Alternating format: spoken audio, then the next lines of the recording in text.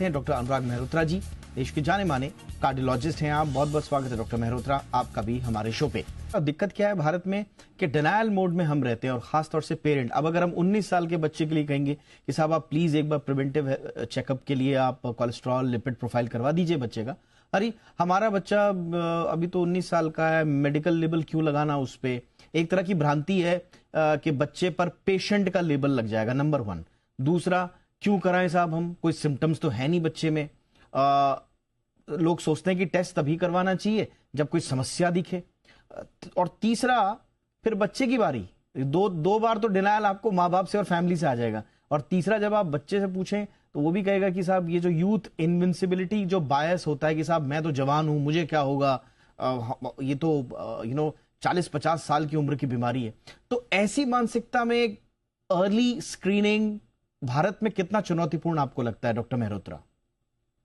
बहुत relevant question पूछा है ना सर। ये जो पहली बात तो मैं कहना चाहूंगा, ये जो गाइडलाइंस है अमेरिकन गाइडलाइंस है।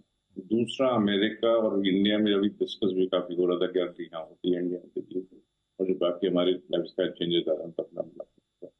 लेकिन अमेरिकन गाइडलाइन में कहा गया है कि 2 साल तक की उम्र है बच्चे में, 2 साल तक में एक बार लिपिड प्रोफाइल होने के 2 साल। और सबसे बड़ी बात ये हो रही है कि सारी प्राइमरी प्रिवेंशन की बात हो रही है, यानी कि इनको बीमारी हो रही है, सारी प्राइमरी प्रिवेंशन है कैसे बचा जाए। तो 2 साल के बच्चे में इसलिए करना है कि एक होती है स्टेट बीमारी होती है जो फैमिलियल होती है, कि फैमिलियल हाइपर कोलेस्ट्रीमिया बोलते हैं। ये अपने आप में कोलेस्ट्रॉल का लेवल बहुत ज्यादा होता है, इवन 1000 तक पहुंच जाता है, और बहुत अर्ली डेथ भी होती है बच्चों में। और दूसरा, अगर किसी में फैमिली में स्ट्रॉन्ग प्रीमेच्योर हार्ट डिजीज की हिस्ट्री है, उनको 2 साल से कम में ही चेक कराना चाहिए। 2 साल के बच्चे की बात हो रही है। फिर उसके बाद है कि 9 से 11 में होना ही होना चाहिए। 9 से 11 अभी डॉक्टर ने देखकर वापस में।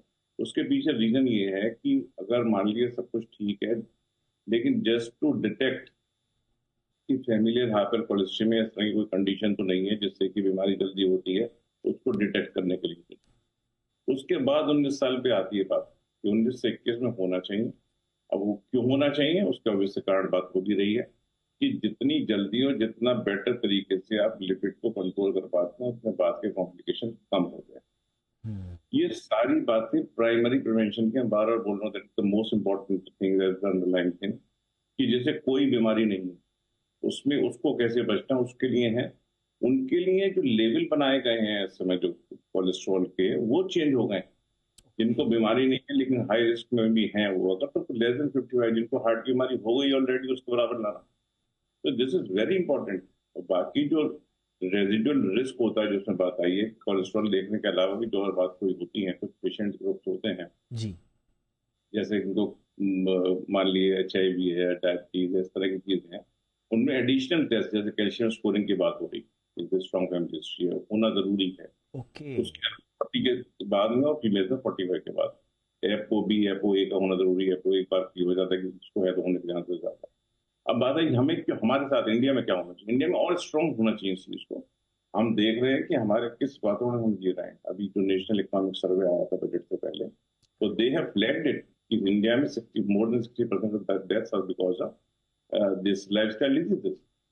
जो ओबेसिटी का कारण उसमें बहुत ज्यादा आया है, तो उसमें कुछ मैं बता रहा हूँ आपका डाटा कि 2009 में जो आपका प्रोसेस फूड था, दैट वाज 0.9% यूज निकाला था, and it is quite 24, it has come to 40 times. उसी बराबर में बच्चों में ओबेसिटी डबल हुई है, 2 टाइम्स।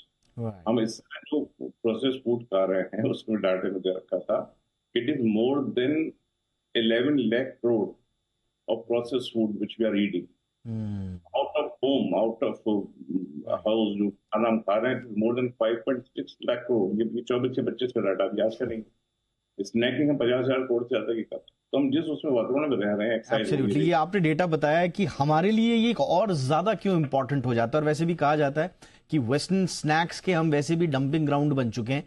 जो वहां पर स्नैक्स छोड़ चुके हैं लोग या उससे उबर चुके हैं, अब हेल्दी स्नैक्स की तरफ जा रहे हैं, उनका डंपिंग जोन हम बन चुके हैं। आप हमारा स्नैक्स उठा के देख लीजिए, ब्रेकफास्ट उठा के देख लीजिए, सारा का सारा हम वेस्टर्न अब फॉलो कर रहे हैं। और वो पूरा का पूरा एक कैंपेन है, एडवर्टीजमेंट कैंपेन चल रहा है कि हमारे टेबल तक उनकी त्यागी हुई चीजें कैसे पहुंचे। डॉक्टर मेहरोत्रा सर, क्या कहेंगे उन लोगों के, उन माँ बाप के लिए जो बच्चों को अर्ली एज में टेस्ट वगैरह से दूर रखते हैं, साइकोलॉजिकली भी, और उनको लगता है कि मेडिकली भी एक बार बच्चा हॉस्पिटल चला गया तो फिर जाना ही पड़ेगा, मतलब इस तरह की भ्रांतियां भी हैं, उनके लिए क्या कहेंगे सर? अब अधिकतर बच्चे तो हॉस्पिटल ही हो रहे हैं सब। करेक्ट। इशू ये है कि मेरे ख्याल में जैसे जैसे लिटरेसी बढ़ी है, लोग जो जो जेन्युइन सोर्स है उसी की राय मानते हैं, और जो ठीक डिसीजन है वो राय भी देते हैं इसके साथ, और यूजली फॉलो। ये मैं वही जो बात अभी इसमें बोल रहा हूँ, इंडिपेंडेंस के टाइम पे हमारी average age was 30-32 and now it is reaching 70। जी। हम ये भी जानते हैं कि ना हमारे खाने में कोई इम्प्रूवमेंट और बड़ी गिरावट हुई है। The air which we breathe, वो क्वालिटी हर कोई जानता है। जी। सारी परेशानियों के बावजूद हम यहाँ तक पहुंचे, तो कैसे पहुंचे? It is only because of the modern medical system. Right. इसमें सब ये एविडेंस बेस्ड होता है, रैंडमाइज्ड कंट्रोल जैसे गाइडलाइंस हैं, ये किसी एक पेपर नहीं है। जी जी। तो रैंडमाइज्ड कंट्रोल ट्रायल्स हैं, उसके बाद उसका निकला है, उसका जो कुल मिला के निचोड़ वो इसमें रखा गया। बिल्कुल बिल्कुल समझना पड़ेगा। और मेरे ख्याल में जो मुझे लगता है सर आपने बहुत अच्छे तरीके से समझा दिया कि जब गाइडलाइंस आ रही हैं, एविडेंस बेस्ड हमारे पास बैकअप है, तो फिर भ्रांतियों में क्यों फंसना। और कुल मिला के गोल जो है इस तरह के रिकमेंडेशंस का भी, वो लाइफ टाइम कार्डियोवैस्कुलर रिस्क को कम करना है, early prevention of heart disease करना है, जो हम अरसे से, सालों से इस शो के जरिए भी करते आए हैं, और यही इसका संदेश है। बहुत बहुत शुक्रिया, आप तीनों का वक्त निकाला आपने। Thank you so much Mehrotra sir.